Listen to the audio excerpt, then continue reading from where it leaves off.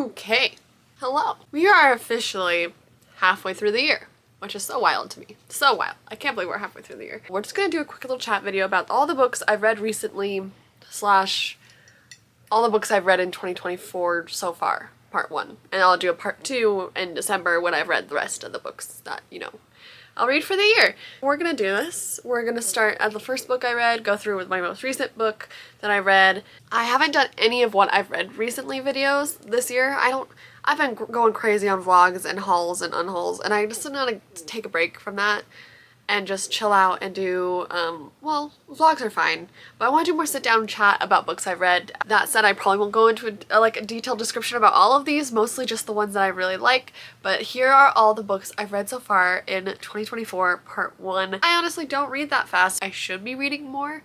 I just take reading at my own pace, and that's fine. I have a cat scratching at the door. I knew this would happen! You didn't agree to come in when I invited you in. Come on. Do not climb me because I have coffee in my hand, please. Shall we just start? These are the books I read. Wow, this is chaos already. I started the year rereading a bunch of books, which honestly doesn't surprise me. I tend to reread a lot. As an anxious person, I tend to gravitate towards books I've already read when I'm like super anxious. They're like comfort reads for me. They're like, I already know what's gonna happen. Like going into it knowing what it is, so I'm like have set expectations already. I don't know if it's like an anxious thing or like a comfort show thing. Like I do the same when I'm like rewatching Avatar: The Last Airbender or How to Train Your Dragon or Tangled. Like there's just, it's a comfort thing. And so I started the year with rereading 3 books. The Last Olympian, Percy Jackson and the Olympians #5, The Mark of Athena, The Heroes of Olympus #3, and The House of Hades, The Heroes of Olympus #4. Why I read these out of order and just these books, I don't know. I think I was just watching the Percy Jackson show on Disney Plus and I was like, I want to reread those. I don't know why I didn't choose to read the first Percy Jackson book because I haven't read that one since I read it in like the 7th grade. Maybe I need to do a full Percy Jackson reread. And the Red Pyramid, the Kane Chronicles, those were the first required books I read and I loved them. So yeah, Percy Jackson came out, I was watching it, and I wanted to reread the books. So I read 5, 3, and 4. I think they're just my favorite books in the Percy Jackson universe is what I ended up reading, because I love #5. Mark of Athena is like my favorite Percy Jackson book. And then The House of Hades. I didn't remember what happened in it after reading The Mark of Athena, so I just read it real quick. All of these are 5 stars for me, okay? I adore Percy Jackson, and it is definitely a comfort book for me, and I haven't read them in a long time. So it was nice to kind of like sit down and reread them and like visit those characters again. First book I actually read that wasn't a reread, so this is book #4 of this year, was The Kingdom by Jess Rothenberg. This is a sci-fi dystopian fantasy world kind of thing. It's a world in which this theme park, which is kind of like a Disneyland, has these princesses, these 12 princesses, and they're these like animatronic half hybrid people creature things that roam around the park and just pretend to be these like princesses and these characters, and it's like one girl, one animatronic for the whole park kind of thing. And it's also a mystery because it starts the book off knowing that someone had died and there's a trial happening surrounding these animatronics, and you're following one of the main princesses. She is an animatronic half or a cyborg thing, I really don't remember, as she goes through the trial of the murder. Let's give it 2 stars. Purely because I don't remember much about it. And I remember having a rough time getting through it and near the end just wanting to be done with it. I think it was predictable. I called a lot of what was happening. It was just predictable, a little convenient, but a lot of books are convenient because they're books. But it was a time. The next book I read was A Ship of Bones and Teeth by Karina Hall. Holly Hall. This is a dark romance, very dark romance. Look up the triggers before reading this, please. A standalone adult dark fantasy pirate romance retelling of The Little Mermaid. Well, this is a standalone, but she's doing like a second one in the same world. But I'm excited to read the second one. I gave this first one 3 stars. And that's good for a dark romance for me. Romances for me typically are like 1 to 2 stars for me, just because I like reading them, but like I can't justify giving them more than like 2 stars most of the time just because of the content in them. I should really look up taking therapy. Ship and Bones and Teeth. I think I originally gave it 4 stars and then went down to 3 stars. Maybe I should go back up to 4. Maybe I need to reread it before I do that. I enjoyed this book. It was fun. I love a pirate book. I love a mermaid book. Some of my favorite tropes to read in a book, like Fable and Daughter of the Pirate King, and like I love those kind of books that are just pirates vibes. Maybe it's because I grew up watching Pirates of the Caribbean. Yeah, I do recommend this book. It was a lot of fun to read. Definitely look up the trigger warnings before going into it, please. Don't let me trigger something for you because I recommended this book. Oh god. Next book. I have a whole reading vlog on, and it is a time I did not have fun with this book. I was at Disneyland and it was really rainy, and while waiting in lines, I had my copy of House of Flame and Shadow, number 3 in the Crescent City Sarah J Maas world. I am not a fan of the Crescent City world. I do not like these books. I'm purely reading it because it connects to other series of hers that I do like. Sarah J Maas recently has gone downhill for me. I still love Akamov. Like, Akamov was like my gateway smutty book, okay? I think it's a lot of our gateway smutty books, and Sarah J Maas has done a great thing for the romantasy world where she's really brought a lot of people into reading books again.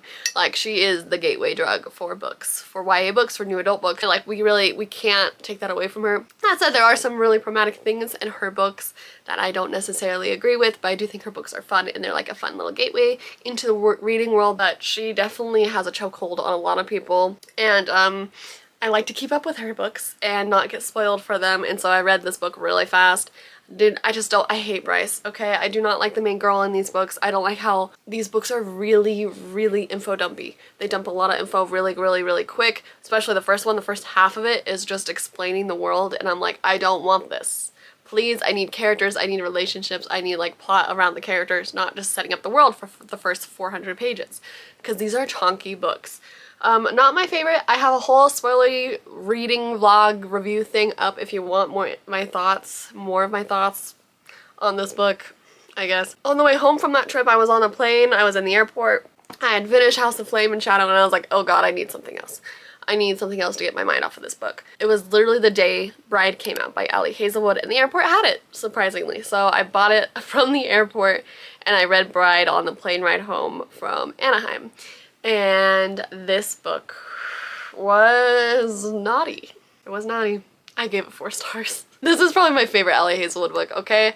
I'm not the biggest fan of Ali Hazelwood, but she does write fun books. They're all just the same books. Like, they're all the same over and over again. At least this one had, like, fantasy aspects, because this is about a bride, vampire, and a werewolf who are, like, in an arranged marriage together. And it is a time. I did not think I was gonna like this one, but honestly, probably my favorite of Ali Hazelwood's books. Like, we love a fantasy. We love a fantasy mixed with really stupid tropes, you know? Definitely look up trigger warnings on this one, please. It's not a silly little romance. It is a silly romance, but not for the faint of heart. Next, I get this title wrong all the time, and I go back and when I was editing certain videos, I cringed every time I said the name of this book because I always said it differently and I always said it wrong. And that is Yumi and the Nightmare Painter by Brandon Sanderson. This is actually my favorite Brandon Sanderson book I have read. I'm not a Brandon Sanderson girly. I don't like his writing. I don't like his books. I read Mistborn. It was okay. I think I gave it 3 stars. Probably more closer to 2 stars now, honestly. Will not be continuing on with Mistborn. I just don't like his writing. The thing about Brandon Sanderson and his writing is I really like his ideas. I think he's really clever in the worlds that he creates and the magic system that he creates, but I need more character attachment than he gives. I think his stories written by another person or written in a different perspective or point of view, because I just don't like the way he writes, I would eat them up. They would be my favorite thing. But just because of his writing style, I'm not a fan. So Yumi, I wasn't going to give Brandon Sanderson another chance because Mistborn was for book club, and then my brother picked Yumi and the Nightmare Painter for his book club pick, so I had to read it. I was required to read it. The thing is, this cover is beautiful. Okay, it's a gorgeous cover. I think this is considered his only romance book, which makes sense because I like it, because I am a romance girly, and add fantasy or magic to it, and you've got me. I gave this book 3 stars. Yumi and the Nightmare Painter I loved the story. It would have been higher up. It would have been more than 3 stars if someone other than Brandon Sanderson wrote it. I don't know why, I just have a huge issue with his writing style. It's really hard for me to connect to his characters because of the way he writes them. So like I would be getting into the story and then suddenly a sentence of his would just like draw me out of it and I would just be focusing on how he wrote that sentence. Not in a good way. a bunch of misspells or whatever usually doesn't bug me, but the way he writes his stories just bugs me, and I don't know why. It's just the style he writes in. I just have a hard time connecting with his writing, I guess. So that said, I really loved this book. I love the concept of this book. This follows two point of views, and it's kind of like Freaky Friday. Like they swap bodies, but they're like other planets. It's weird. One of them is a painter, the other one is this thing where she like scares away these monsters by like stacking stones. It's an interesting concept, and it is a romance, and it's fun, and I just wish someone else wrote it, you know? Next is my favorite book of the year so far. I'm obsessed with this book. You could literally smack me over the head with it and I would say thank you. That doesn't make sense. What the River Knows by Isabel Ibanez. This is Secrets of the Nile #1. The second one comes out this fall, and you know I'm gonna try to get my grubby little hands on it as soon as possible because I am obsessed with Wit. Okay, he gives Thomas Cresswell. He gives Thomas Cresswell vibes. If you don't know, Thomas Cresswell is the main love interest in Stalking Jack the Ripper, my favorite series of all time. He is witty, he is charming, he is tall, dark, handsome, and I love him so much. And he's like my #1 book boyfriend, okay? And then Wit comes on the page, and I'm like, this is just Thomas Cresswell in a mummy-like situation. What the River Knows is delicious. It's just, there are some stupid things. I agree. What the River Knows is this, like, it gives the mummy vibes and Indiana Jones vibes a little bit. It's about this girl, Inez, who is from Argentina. Her parents live 6 months of the year in Argentina with her, the other 6 in Egypt. They're obsessed with Egypt. They leave her out of Egypt. They don't let her come with them, and she is fed up with it, and she wants to go to Egypt. She loves Egypt, but they never let her go along. And so she's hoping that she's gonna get a letter that's like, we want you to come out here with us, you're 18, like time for you to come live with us. And instead she gets a letter from her uncle that her parents have been missing and are now presumed dead.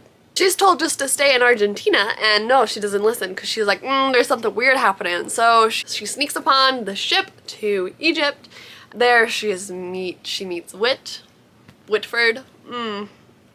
I love him. I love him. I love Whit. And like the ending of this book, like I feel for this girl because she's going there, she wants to know why her parents died, what happened to her parents, and like nobody will literally tell her anything. She is just thrown into the situation where nobody will tell her anything, so she has to figure it out for herself. And I'm like, yeah, she makes stupid choices, but like she is forced to make those choices because nobody around her will tell her anything. So anyways, I loved this book. I loved it so much. And I can't wait for the sequel. We'll see if the sequel makes it better or if it makes me hate the series. Who knows? But right now, this is my #1 read of 2024 so far. I loved it. I'm gonna group these next 4 together because this was right before Y'all West.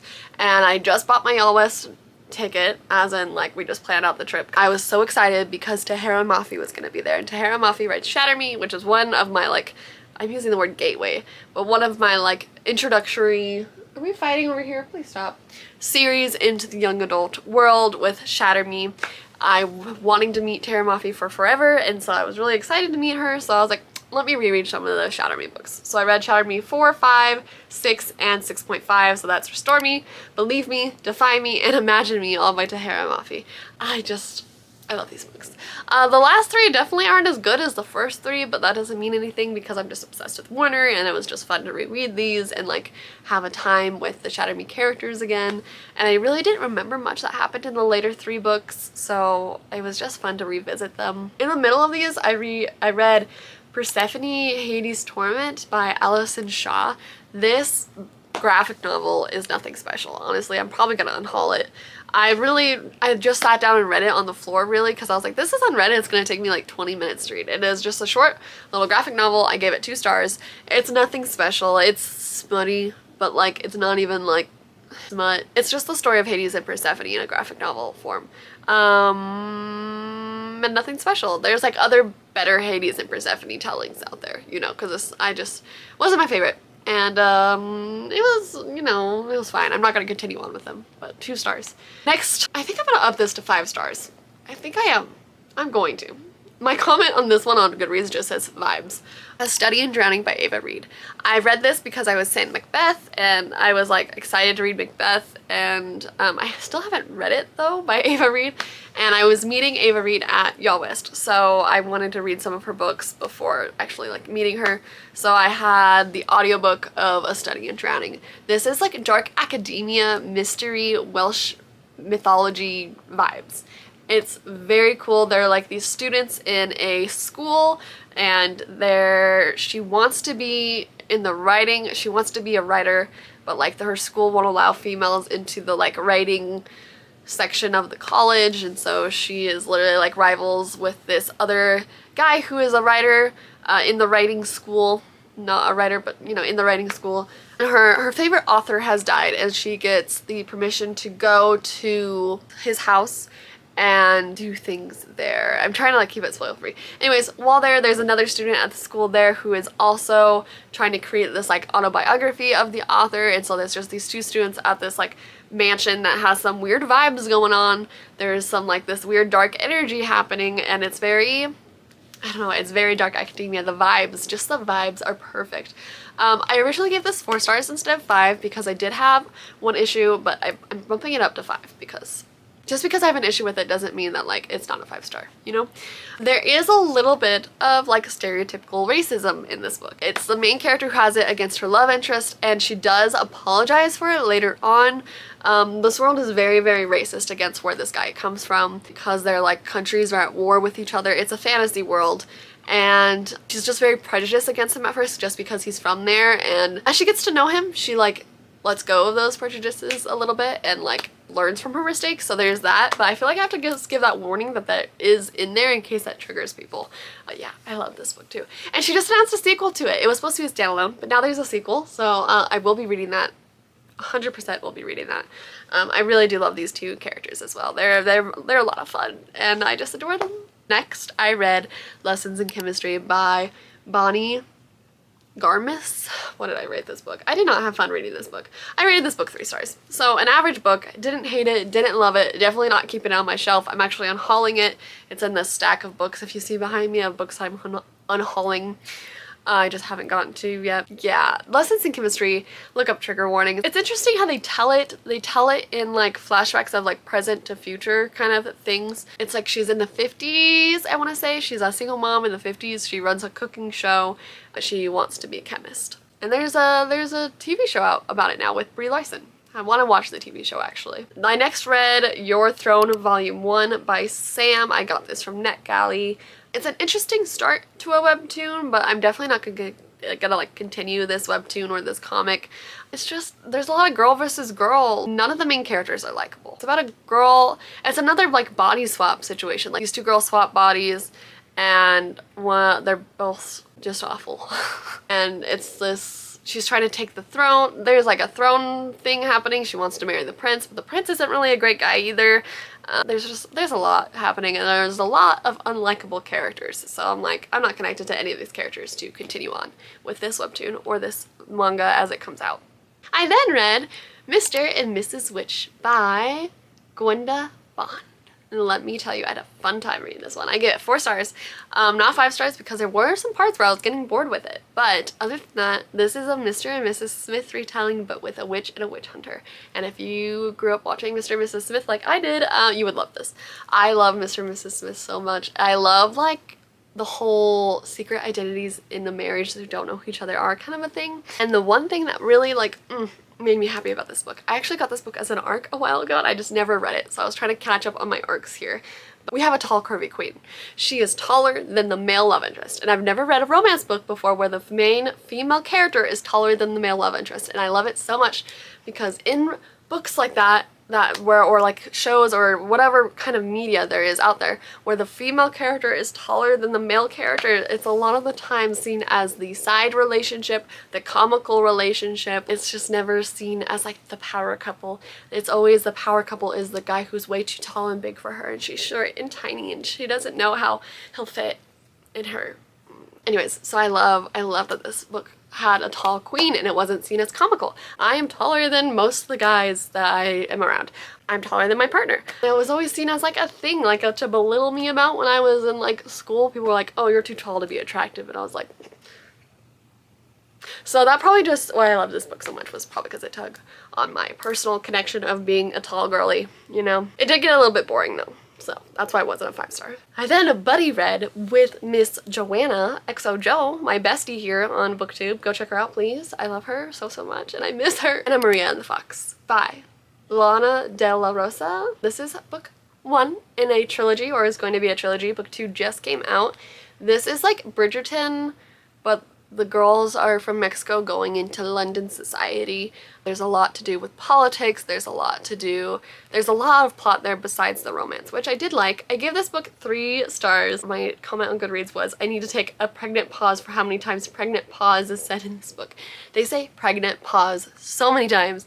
There was potential, for sure, and I did have fun with it, and I liked that it was different than most stereotypical romance books that I've read, especially those in like a historical Regency Bridgerton-like one. And I actually buddy read this with Joanna because I made the comment, because she wanted to read Bridgerton, and I said the books were not good. The show is a lot of fun, but the books are just very straight and white.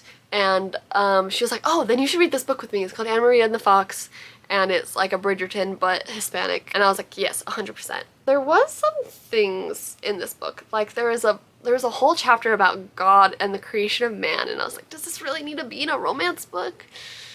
I don't know, you know?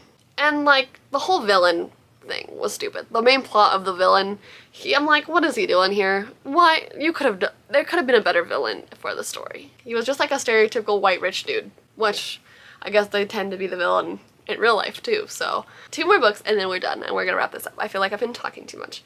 Iron Rose. This is an arc sent to me by Abigail O'Brien. I can't show you the cover yet because I'm actually part of the cover reveal, and that's happening sometime in July. But she sent me an arc to read of it too. I don't have a rating for this book yet. It's a Beauty and the Beast retelling, dark retelling. I think it was just pitched to me wrong, because when she said a dark romance, I was expecting like smut.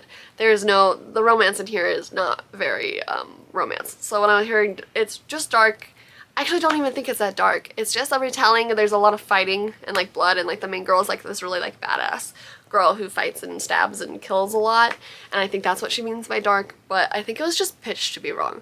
So I think if it was pitched to me the right way, I would have had more fun with it. But this is like, there is this lord ruling over this country. He like murdered his whole family, and now he's just like this dictator over this kingdom. And this girl wants to kill him because he killed her family as well. Ends up trapped in this magical castle with a beast, and things happen, and it's just Beauty and the Beast retelling, but with a like Belle if she was like a badass warrior. And that's all I'm gonna say about it for now. But I will have a post on my Instagram go up about it later, because I literally just finished this book, so I'm trying to figure out my wording for it still. I don't have anything negative or positive to say about it really. It's just a book.